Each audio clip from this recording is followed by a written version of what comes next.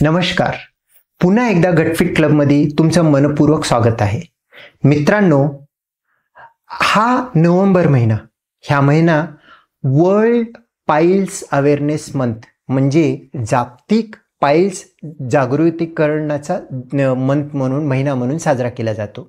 त्या अनुषंगाने आपल्या गटफिट क्लबवरती रोज आपण एक पाईल्स संबंधित व्हिडिओ आपण रिलीज करत आहोत. तर आज एक महत्त्वाचा विषय पाईल्सच्या संबंधित म्हणजे व्यायामाद्वारे काही पाईल्स कमी होतं म्हणतात, पाईल्स वाढतं. व्यायाम आणि पाईल्स संबंध काय, हेच आपण समजून घेण्याचा प्रयत्न करूया. मित्रांनो, पाईल्स म्हटलं की काहीतरी एक मोठा आजार आपण समजून घेतो. मग प्रत्येकजण आपल्या फॅमिलीमधलं आपले सल्ला देतो. काही जण सांगतो तुला पाईल्स झालेलं आहे, तू बेड रेस्ट घे, जास्त व्यायाम करू नको, जास्त फिरू नको, आराम कर, तुझं पाईल्स बरं होईल. काही जण म्हणतात तुला पाईल्स झालेलं आहे, हलके फुलके व्यायाम कर, व्यायाम केलं तर पाईल्स बरं होऊ शकतो. मग प्रत्येक पेशंट म्हणतो, सर मला पाईल्स झालं म्हणून तुम्ही सांगितलं, तर मग माझा जिम करू का, मी टेनिस वगैरे खेळतो करू का, असं प्रत्येकजण विचारतं. तर त्या संबंधित आपल्याला समजून घेण्याची गरज आहे. पाईल्स हा आजार नेमका आहे काय हे आपण समजून घेतलेलं आहे. हा एक लाईफस्टाईल रिलेटेड आजार आहे. जो व्यक्ती जास्त आपल्या शरीरावरती मेहनत करत नाही त्यांच्यामध्ये पाईल्स प्रामुख्याने दिसतं.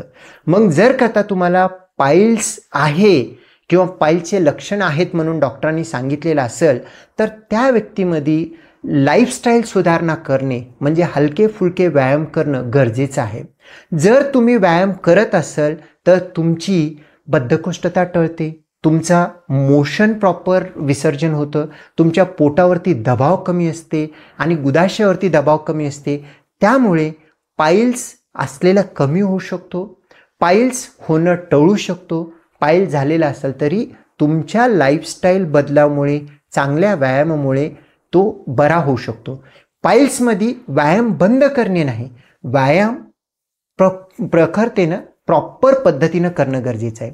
हलकं फुलकं व्यायाम जसे की सायकलिंग करणं आहे, चालणं आहे, जॉगिंग करणं आहे, स्विमिंग करणं आहे, ह्या सगळ्या गोष्टी करू शकता. इवन काही लोक बॅडमिंटन खेळतात, ह्या सगळ्या गोष्टी खेळल्या तर काही हरकत नाही.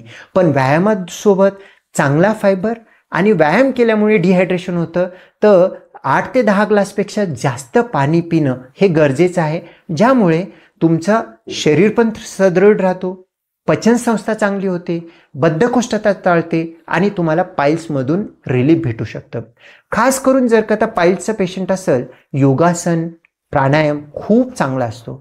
त्यात तुम्ही जर का बसून व्यायाम करत असाल, जसं की वज्रासनमध्ये बसणं आहे, जसं की मलासन आहे, हे करत असेल तर त्या गोष्टींना बऱ्यापैकी तुम्हाला रिलीफ भेटू शकतं, लवकर बरं होण्यामध्ये मदत होऊ शकतो.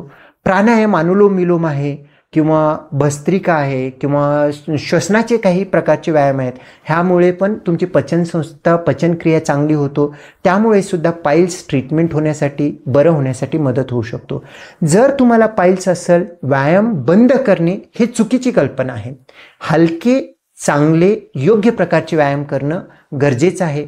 जास्त वजन उचलणे किंवा खूप जास्त हेवी व्यायाम असेल तो टाळणे शक्यतो पाईल्सच्या पेशंटसाठी चांगला असू शकतो. तर मित्रांनो, पाईल्समध्ये व्यायाम टाळणं गरजेचं नाही, करणं गरजेचं आहे. फक्त योग्य प्रकारे करणं हा महत्त्वाचा विषय आहे.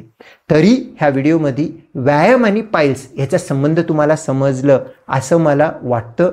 तरी हा व्हिडिओ जर तुम्हाला आवडला असेल तर लाईक करा, हा व्हिडिओ तुमच्या मित्रपरिवाराला शेअर करा, आमचा चॅनल गटफिट क्लब न विसरता सबस्क्राईब करा आणि आपण वर्ल्ड्स पाईल्स अवेअरनेस मंथ हा चॅनलवरती साजरा करत आहोत. तर उद्या येणारा आमचा नेक्स्ट पाईल्सबद्दलचा व्हिडिओ न विसरता बघा आणि तुम्हाला आणखीन पाईल्सबद्दल काही जाणून घ्यायचं असेल कमेंट बॉक्समध्ये टाका. धन्यवाद.